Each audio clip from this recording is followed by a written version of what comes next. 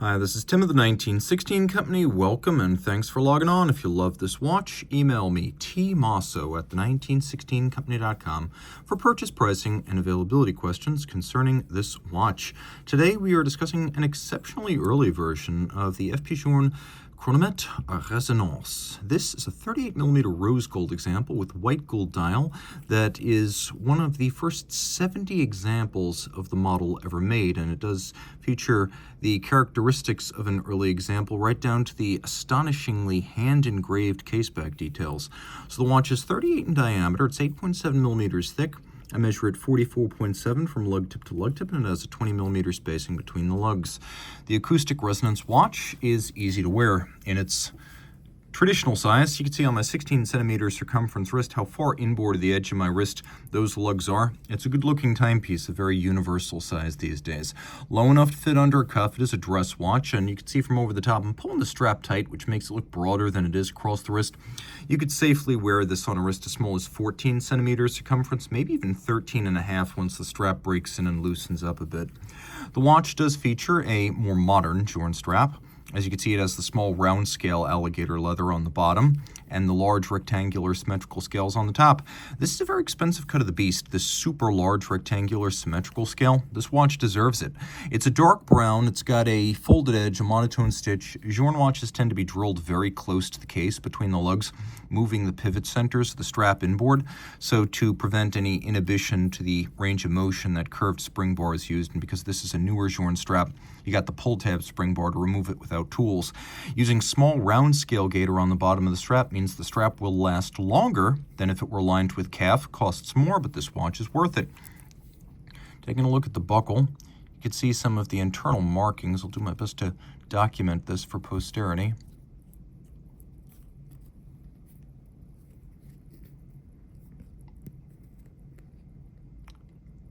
It's not an easy thing to do, I got to advise you.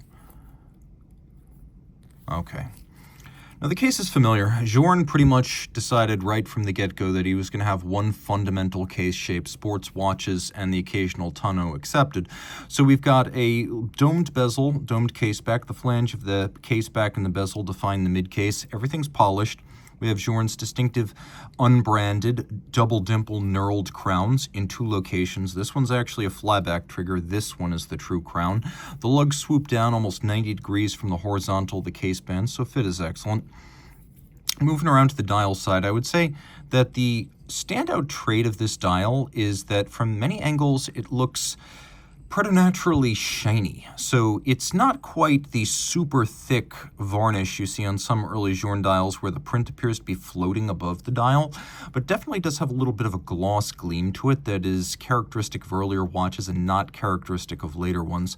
There's a little bit of aging to the sub-registers. As you can see, these silver sub-registers have begun to turn a little bit and show evidence of age, not damage, but just the years passed. Hard to believe, but this watch retailed in January of 2001 would have been made in the year 2000. So this is a millennial reference in the strictest sense. It's now old enough to rent a car. So this is what might be described as neo-vintage by some. We have a lot of the distinctive traits of Journe watches he invented and made it. The power reserve moves backward, chronometer style like a marine chronometer. It indicates 0 when fully wound, as in 0 hours since fully wound. There are two barrels. They're wound by a common crown. The power reserve is 42 hours in both cases, and although these are both 12-hour dials, they can be set independently. It is a true dual-time watch. Acoustic resonance, though, and not GMT or dual-time function, is the purpose of this watch. Janvier achieved this with pendulum clocks, and FP Journe, after some fits and starts in the 1980s with pocket watches, finally got it to work in the 90s on a balance format wristwatch. So balances and Swiss lever escapements, they're coupled by acoustic resonance, and by that I mean there's no physical spring joining the two mechanisms together. Armstrong, for example, has the studs of the hairsprings actually connected by a coupling spring. That's not acoustic resonance. This is very faint emanations, parasitic losses from the escapements and the balance cause these two to synchronize to each other but beat in opposition. So in other words, they're synchronized but they're beating opposite of each other. So if one is slowed, the other, because of its opposite direction, will tend to counteract and correct. So not only do they synchronize to each other, but they are self-correcting and self-reinforcing. Another way that's achieved is by the opposite orientation of the hairsprings. You can see that the hairspring holders are both turned inward in opposite orientation, and that's important. Now, these are 6-position adjustments, and they beat away at 3 hertz. You can see that the primary adjustment is done using this sort of rack and pinion system, where you have this polished rack and then a rose gold pinion, and you adjust this hair's breadth between the 2 balances until they do start to resonate correctly. Now, it takes about 7 to 10 minutes, if it's going to work, for acoustic resonance to couple these 2 sides. Other than sharing a base plate and a case, there's nothing in common here. Each has a separate barrel, a separate drivetrain, a separate escapement. They're not mechanically geared together in any way.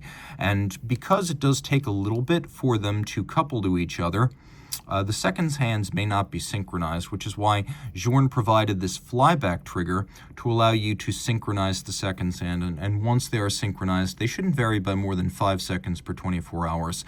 And that is the idea here, that they are synchronized to each other, but that this is also a self-correcting watch. It is supposed to be as accurate, if not more so, relative to the Swiss chronometer standard. That has always been the idea behind FP Journe putting the word chronometre on a watch. Not COSC certified, but to his standard, which he insists is higher. And the times I have sanity checked this on a chronoscope, I found it to be the case.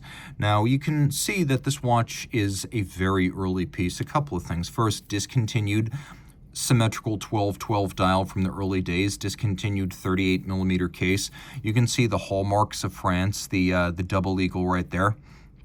So 18-karat gold from France. There's the Eleanor maker's mark for the French case maker that built the case. And, okay, the Eleanor cases were discontinued roughly halfway through 2008. The 38mm case went away after 2015. Here's another old convention that they don't really use anymore, but the stamping of the case year of manufacture on the Caseback, and by the way, this is not stamping for the most part, more on that in a moment, but the 00 indicates the case was made in the year 2000, and that was Eleanor's old convention that was discontinued about mid-2005. Brass movement, this is something that began to phase out in 2004. It's silver because it's rhodium-plated brass, but it's a brass movement. And then here's what's really interesting. Later on, Journe Casebacks would be etched by drills, and really early Journe Casebacks appear to have a very, very shallow etching by a tool. What's interesting here is that if you look, all of the characters that are distinctive of the brand and the model are clearly freehand engraved.